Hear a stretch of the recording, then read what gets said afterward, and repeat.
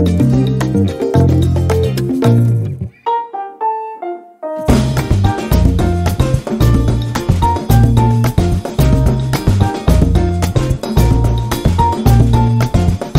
à tous, j'espère que vous allez bien.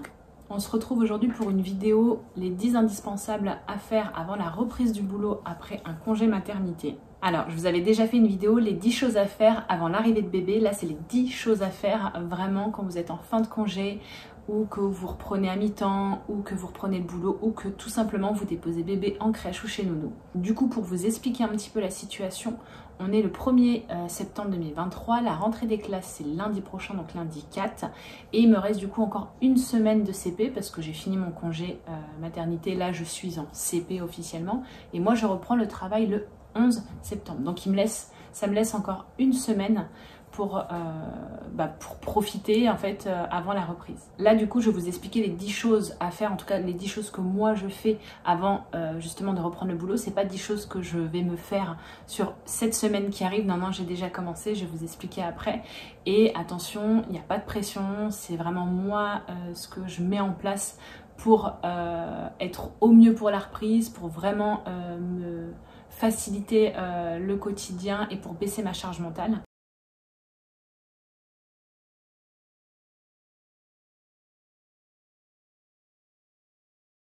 Alors premièrement, je vais commencer par ranger, nettoyer et trier toute ma maison. Donc ça c'est quelque chose que j'ai fait tout au long de l'été. Donc j'ai malheureusement pas fait de brocante, j'aurais aimé, mais c'était un peu compliqué pour la garde de la petite, enfin des deux petites du coup. Donc du coup je l'ai pas fait, mais j'ai fait énormément de ventes sur Vinted, j'ai trié, j'ai donné. Je vous conseille aussi de donner des choses, donc vous pouvez les donner sur l'application Give. Vous prenez en photo, vous mettez en ligne et les gens ils se déplacent généralement pour venir récupérer votre don. Après, vous pouvez donner à votre entourage, bien sûr, ou après à Emmaüs ou d'autres associations. Donc vraiment, voilà, encore une fois, un bébé qui arrive, j'ai trié avant que bébé arrive, et là, forcément, je retrie en fonction de ce qui nous sert, ce qui nous sert pas, ce qu'on a acheté entre deux, etc. Forcément, faire un gros clean, un gros nettoyage, parce que moi, la petite va avoir bientôt 3 mois, donc le 8 septembre, donc dans une semaine, elle va avoir 3 mois, et forcément j'ai laissé un peu aller la maison, c'est aussi ça la vie de maman, je me mets moins la pression que pour la première, donc voilà, forcément il y a des choses à nettoyer, des petits rafraîchissements, les vitres, les gros nettoyages, je parle pas du nettoyage au quotidien.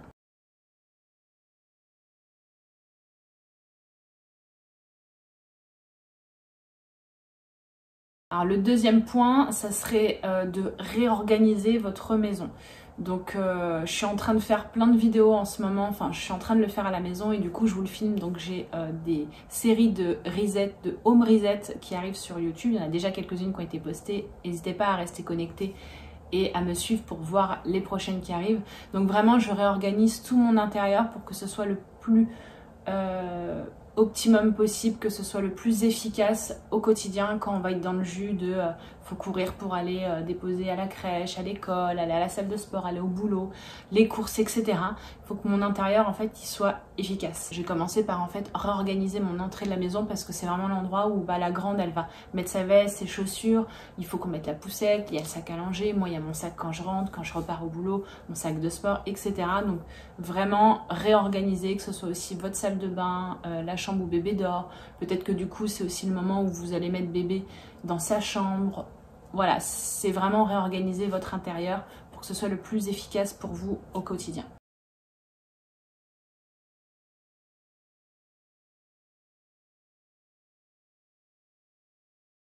En troisième point, c'est de faire le plein de stock, que ce soit alimentaire, équipement de la maison, tout c'est faire le plein. Donc là j'ai pas encore fait mon plein moi alimentaire, mais par contre j'ai fait mon plein de produits ménagers. Je vous ai d'ailleurs fait un haul là-dessus parce que moi j'achète quasiment tout chez Action.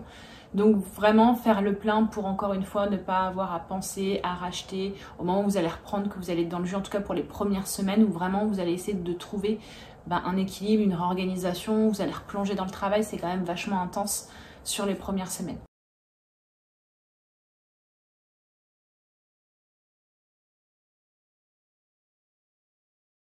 Le quatrième point, c'est de vous faire une organisation, un rétro-planning. Donc moi, j'ai fait le mien à partir de ces petites fiches-là. Donc ça, c'est un cadeau qu'on m'avait offert, ça vient de chez Emma.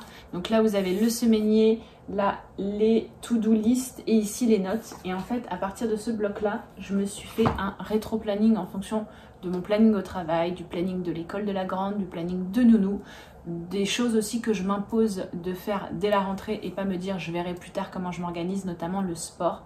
J'ai prévu justement d'aller à la salle de sport le matin avant d'aller au travail, donc c'est ce que je faisais avant, juste avant de tomber enceinte et même vraiment au tout début de ma grossesse quand ça allait à peu près. Et je me l'imposais. Comme ça, comme c'est sur le planning, vous pouvez pas repousser, vous pouvez pas vous dire ouais je verrai plus tard, etc. En tout cas, moi je m'oblige à faire ça pour avoir une rigueur, sinon vous pouvez être sûr que je lâche l'affaire et qu'il y a des matins où je me dis ouais je suis trop fatiguée, ceci, cela, ou j'ai pas prévenu la garderie, ou j'ai pas prévenu nounou. J'ai vraiment inclus ces heures-là dans le planning de nounou et j'ai prévenu la garderie que du coup la petite elle ira plus tôt si c'est pas leur papa qui les dépose à ce moment-là ou quoi. Et du coup, vous voyez, juste pour vous montrer, j'ai mis des couleurs, le travail, la nourrice, l'école, les temps pour moi, les moments où justement je dois m'occuper de la maison, des courses, vraiment essayer de faire un rétro-planning pour planifier au mieux.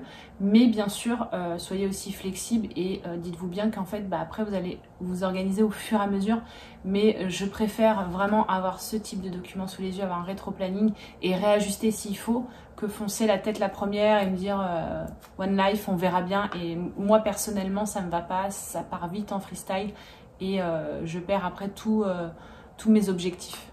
Et aussi dans le rétro-planning, tenez un agenda, que ce soit un agenda, encore une fois, papier, un agenda sur votre téléphone, tablette, peu importe. Moi du coup je suis très papier, comme vous le savez ou non, je suis très papier, mais maintenant je m'oblige aussi à le faire sur le téléphone parce qu'on a, avec mon conjoint, on a décidé de prendre le Google Calendar, donc au moins on a un calendrier partagé. Et ça m'évite, comme lui il a son compte, de lui demander 10 000 fois tu viens à quelle heure, t'as quoi demain, mais c'est pas toi qui vas chercher la petite, ah non c'est moi, ah ceci, cela, enfin bref. Au moins on a chacun une visibilité sur le planning de l'un, de l'autre, sur aussi les rendez-vous des enfants, sur si on a un anniversaire de prévu, au moins on ne bloque rien. Enfin voilà, le calendrier partagé vraiment pour des parents, pour moi c'est indispensable. En tout cas, depuis qu'on l'a fait, on a testé déjà cet été et pourtant je ne travaillais pas, mon conjoint travaillait mais moi je ne travaillais pas. Vraiment ça change la vie.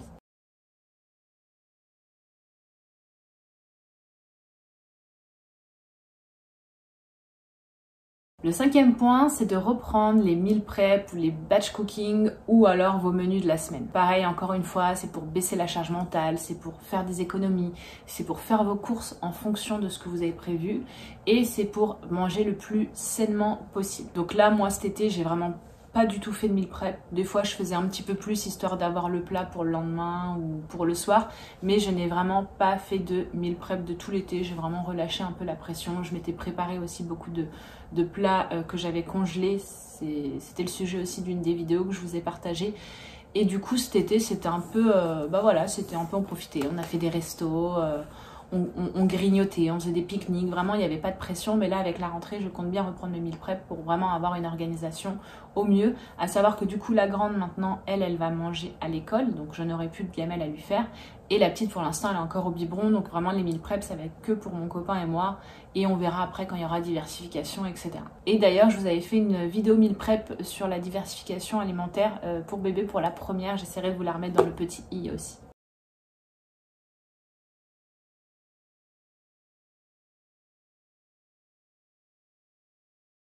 Le sixième point, c'est de prendre le temps de faire quelques jours, quelques heures ou une semaine d'adaptation de bébé, soit chez nounou, soit à la crèche. Donc pour ça, il faut rester quand même un minimum disponible. Ça, bien sûr, c'est pas évident pour tout le monde, je le sais. Moi, du coup, j'ai la chance d'avoir la nounou qui avait gardé la grande, qui va continuer de la garder aussi en extrascolaire, pardon, qui va garder bébé. Donc vraiment, on la connaît.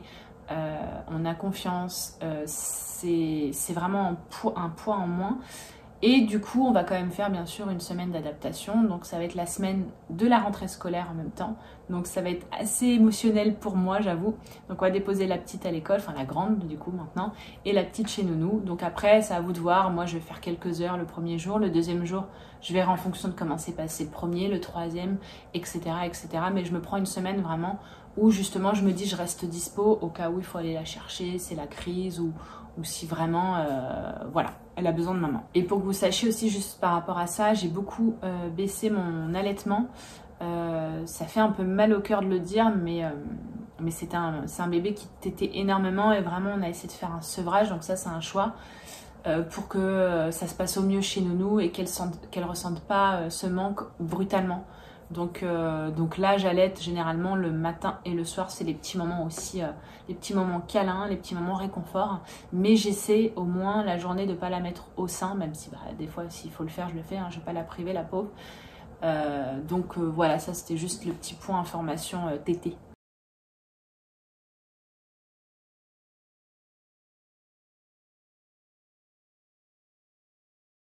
Le 7e point, c'est du coup de préparer toutes les affaires, tout le stock qu'il faut pour soit la crèche, soit pour chez Nounou, de votre bébé.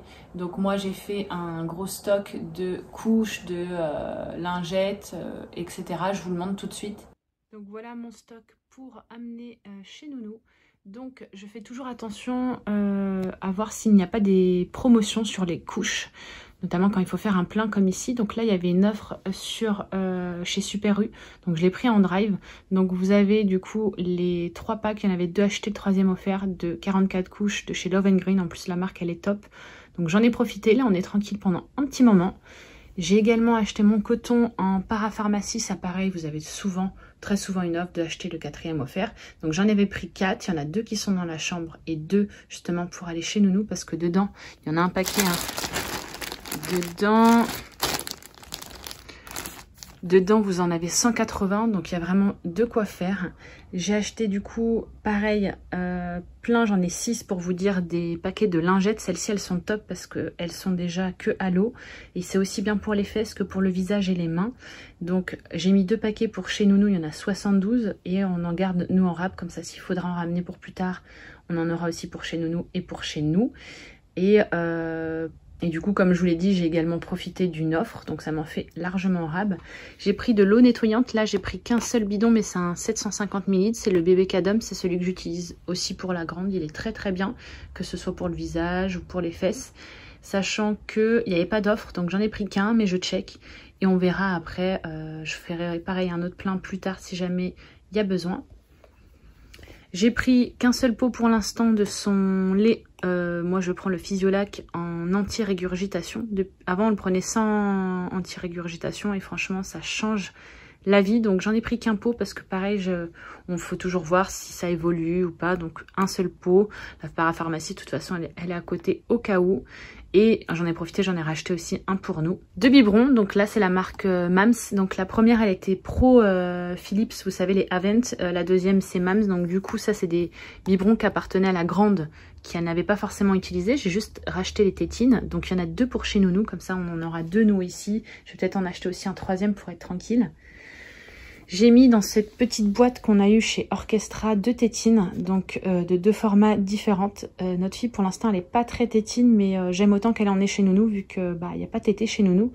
Donc on a mis les 2, vous avez 2 compartiments ici, j'ai mis les 2 tétines juste ici, comme ça elle en aura pareil en rab, mais ça va pas empêcher que moi j'arrive, quand je la dépose, j'arrive avec une tétine qu'elle aura sur elle certainement. Et bien sûr d'échange pour les catastrophes. Donc moi je mets toujours d'échange plus vieux, plus moches chez Nounou, comme elle dit les pyjamas moches. Donc là j'ai mis 2 pyjamas, j'ai mis 3 bodys manches courtes, 2 manches courtes et 1 manche longue, un petit legging et je vais aller chercher pour finir des petites chaussettes. Et du coup pour info, Nounou est très équipée chez elle, elle m'a dit qu'elle avait pas besoin de bavoir, pas besoin de plaid, pas besoin de gigoteuse. Toutes ces choses-là, n'hésitez pas à demander à Nounou ou en garderie s'ils en ont besoin ou pas. Moi, je sais qu'elle a tout ce qu'il faut et elle m'a dit que même les bavoirs, c'était bon. Donc, c'est pour ça que vous voyez, il y a vraiment besoin de pas grand-chose. Du coup, je vous conseille fortement aussi de dormir avec doudou et avec un petit linge quelques jours avant de déposer bébé chez Nounou pour qu'il ait votre odeur tout simplement, que ce soit vous ou le papa. Dormez avec, ça va rassurer bébé. Alors le doudou c'est pour qu'elle puisse l'avoir, le jouer avec et tout. Et le linge pourquoi pas, c'est pour le mettre au-dessus du drap ou pour la couvrir avec, mais c'est quand même vachement important. Les bébés ils ont l'odorat ultra développé et ça les rassure de sentir maman ou papa au travers justement ces tissus.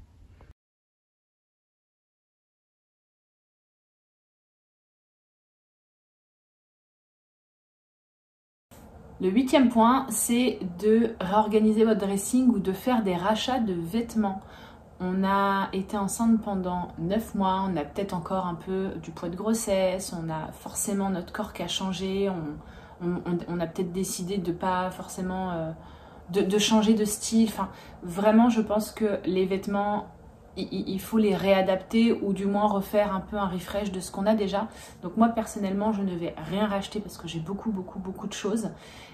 Mais il faut que je trie, il faut que je regarde parce que là dans mon armoire j'ai encore des vêtements de grossesse, j'ai des vêtements d'allaitement, j'ai encore plein de vêtements qui sont entre les deux. Je vous avais d'ailleurs fait aussi une vidéo où je réaménageais mon dressing post-grossesse et là je vais le refaire avec vous parce que à l'époque j'avais le grand dressing, le kit sur 2 niveaux avec des étagères, la totale. Là je me retrouve du coup avec un petit placard, c'est déjà mieux que rien, mais avec un petit placard où du coup je vais devoir trouver une organisation déjà pour tout rentrer et surtout je vais essayer, voir ce qui me va pas, ce que j'ai plus envie et voir éventuellement s'il faut vraiment racheter des pièces ou quoi, mais c'est aussi, ça doit être aussi un plaisir pour vous parce que ça doit vous faire du bien au moral parce que c'est pas facile pour tout le monde de prendre du poids, c'est pas facile pour tout le monde de le perdre après. Notre corps il change aussi après avoir mis un bébé au monde et c'est normal aussi, donc c'est ok. Il faut l'accepter et il faut s'aimer, même si je dis ça, je suis la première à me dire ça va pas. Mais vraiment j'essaye de relativiser un maximum et d'aimer mon corps et d'aimer le mettre en valeur aussi.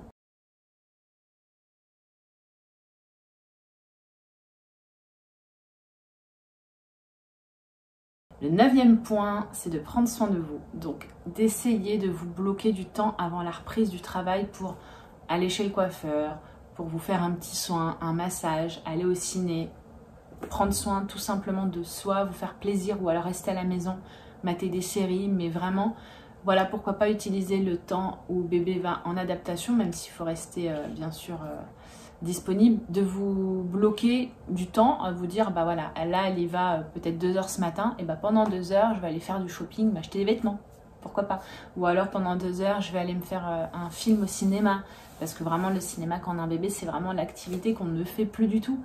Moi j'ai prévu du coup la semaine prochaine d'aller chez le coiffeur, j'ai prévu un massage, j'ai prévu de me faire un ciné mais avec la grande du coup, donc pareil aussi essayer de prévoir du temps, pourquoi pas avec les autres enfants. Donc, quand la petite sera chez nounou le mercredi où la grande sera pas à l'école, on va se faire une petite activité ensemble. Je dois voir ma nièce, j'ai envie aussi de me reposer, de dormir. Voilà, prenez du temps pour vous, peu importe vos plaisirs, si c'est rien faire ou si c'est faire des choses, prenez du temps pour vous, c'est ultra important.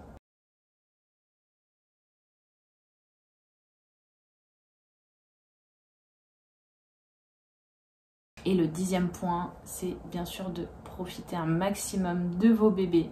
Donc forcément, moi depuis qu'elle est née, j'en profite à fond, j'ai profité tout l'été aussi avec la grande. C'est des petits instants comme ça, il y en aura forcément après quand vous allez reprendre le boulot, mais vous n'êtes pas justement dans le stress de penser aux horaires, de penser à ceci, cela, donc profitez un maximum de vos bébés, de vos grands, faites des sorties, des activités, ou restez à la maison, mais savourez le moment présent parce que ça va tellement vite. J'ai que 2 enfants, j'en ai une, elle a 3 ans et je suis vraiment pas prête. Je suis vraiment pas prête pour le fait qu'elle aille... qu'elle grandisse hyper vite, elle va déjà à l'école, enfin, profitez, la vie, ça va trop vite. Donc voilà, j'en ai terminé avec ces 10 choses à faire avant la reprise du boulot. Moi, je vais continuer mon rangement maison. Bébé dort, j'étais en train de me mater un film, donc je vais terminer mon film et après je vais faire un petit peu de rangement tranquillement. Dès qu'elle se réveille, je m'occuperai d'elle, voilà. Je me mets pas la pression, j'essaie d'avancer un maximum. En tout cas, j'espère que ça vous aura donné des idées. N'hésitez pas vous aussi à me partager ce que vous faites avant ou ce que vous avez fait avant la reprise de boulot, même si vous avez décidé de ne rien faire du tout et vous avez le droit et c'est ok. Et c'est tant mieux même, j'ai envie de dire. Donc du coup je vous laisse me suivre si vous voulez regarder aussi le suivi du home reset de ma maison. Et en attendant la prochaine vidéo, prenez soin de vous.